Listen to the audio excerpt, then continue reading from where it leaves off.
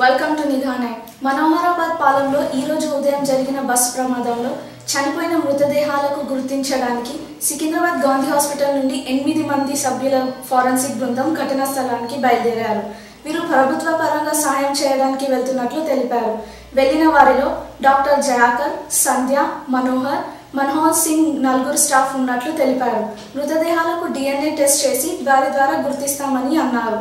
వారి బంధువుల DNA వారి DNAకు మ్యాచ్ అవుతుందో లేదో అని పరీక్షించి వారికి సహాయం చేస్తామని అన్నారు. చనిపోయిన వారికి సానుభూతి తెలిపారు. దాదాపు 42 మృతదేహాలని పరీక్షించాలని అన్నారు. సలీం, ఖాజా అండ్ అంజద్ అలీ ఖాన్ అండ్ ఒక ఫోటోగ్రాఫర్ని కూడా తీసుకెళ్తున్నాము.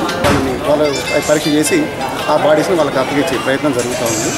కాబట్టి ఈ సందర్భంగా గవర్నమెంట్ చేయాల్సిన, మా హాస్పిటల్ తరఫున చేయాల్సిన అన్నీ కూడా మేము చేస్తాం కదా.